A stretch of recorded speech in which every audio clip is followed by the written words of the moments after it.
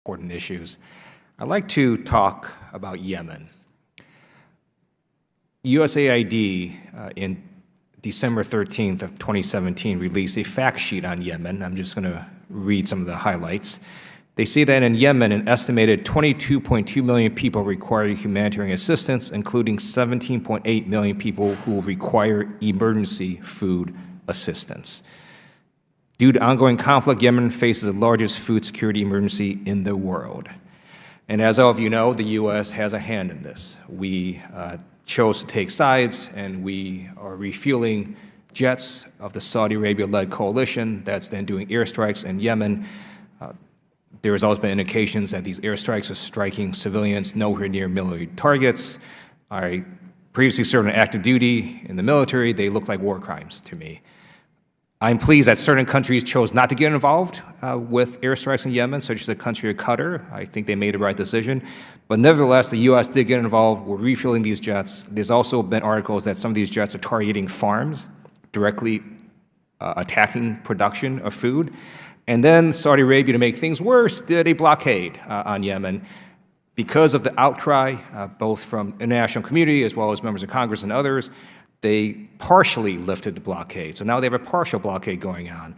And so my first question to you is, do you believe Saudi Arabia needs to lift the blockade entirely in Yemen so that supplies such as fuel can get through and actually deliver the food to the people who need it?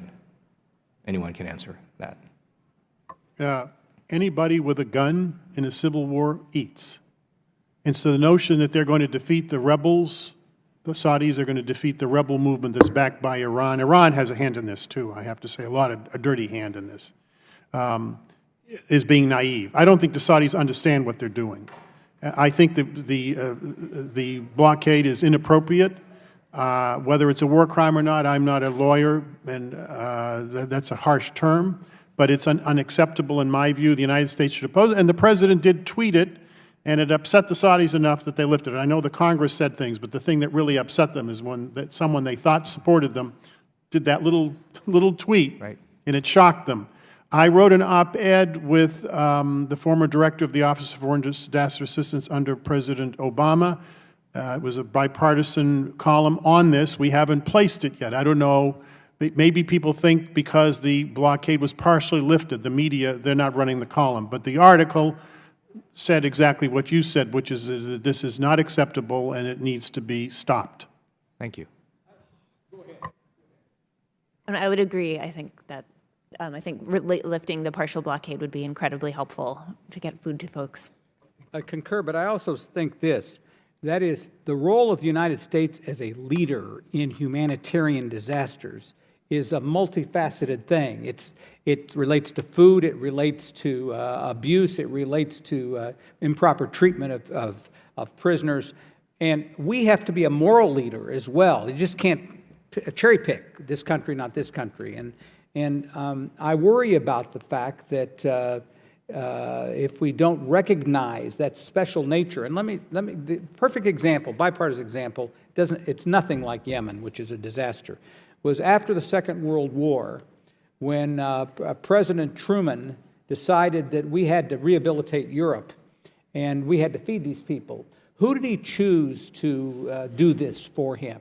He chose Herbert Hoover, the former president, who, ironically, President Roosevelt had isolated because he ran against him and lost.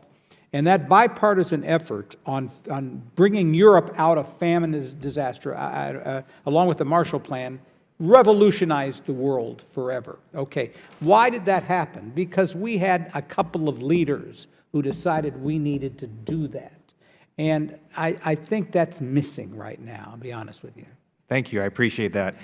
And let me, only a short time out left, just conclude my comments that I believe the conduct of Saudi Arabia in this Yemen war is not acceptable.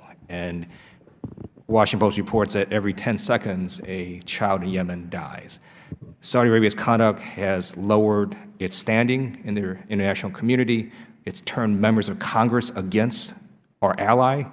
I urge Saudi Arabia to take another look at Yemen to get a political resolution, because the longer this goes on, the worse it will be for Saudi Arabia.